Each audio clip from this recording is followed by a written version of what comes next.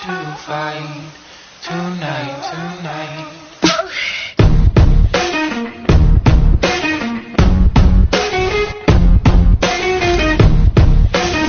Hello, salam sejahtera dan salam satu Malaysia.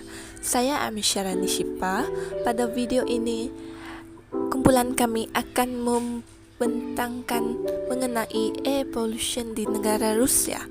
Rusia adalah negara buana yang membentang laut Pasifik. Rusia pada masa ini mengalami kualiti udara yang baik dengan AQI AS41, ikut tahap yang disorotkan oleh Pertumbuhan Kesihatan Sedunia.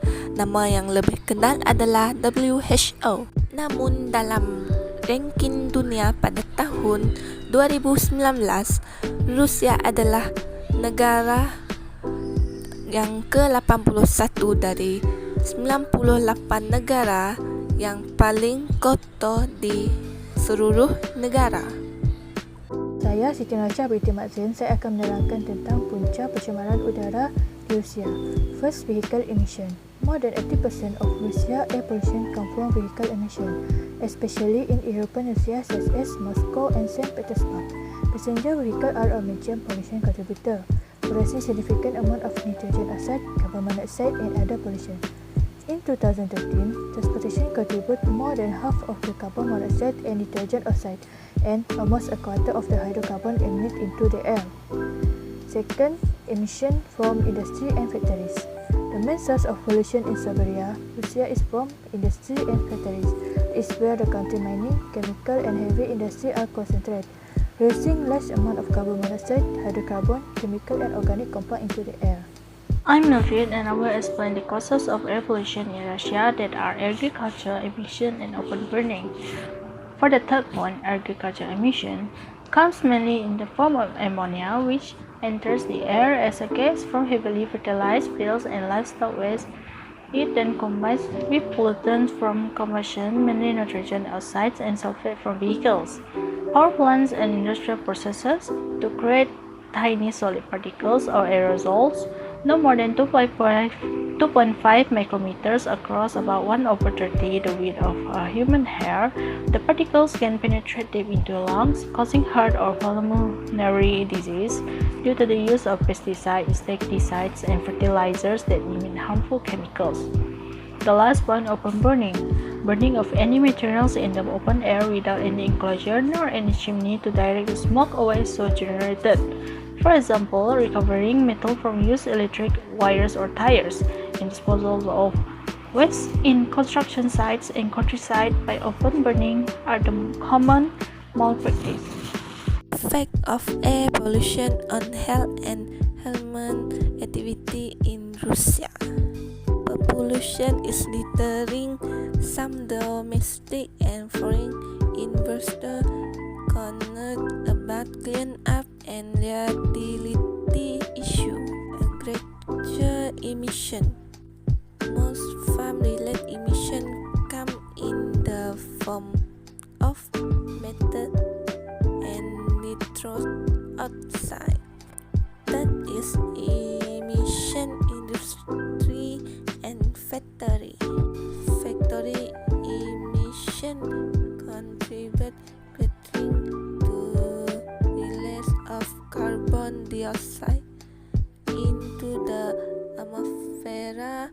Industry and electric generate factory contributes slightly more than 50% of greenhouse gases.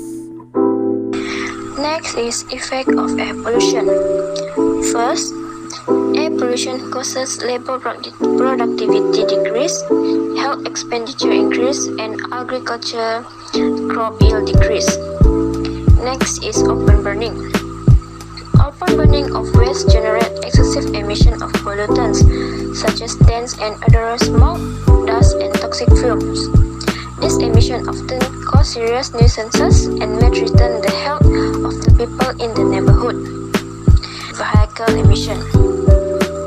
Poor air quality increases respiratory ailments like asthma and bronchitis, heighten the risk of life-threatening conditions like cancer, and burden our healthcare system with substantial medical costs.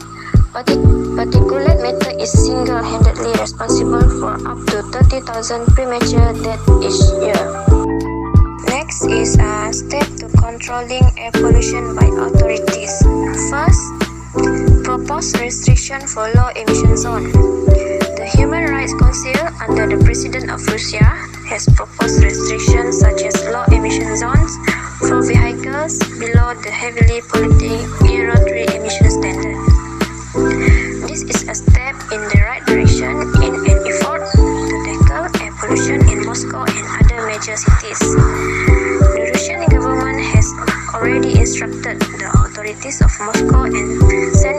Petersburg to develop a roadmap for the implementation of this measure. To explain the steps to controlling the air pollution that has been taken by the authorities to address air pollution in Russia. The second point, use of electric vehicle.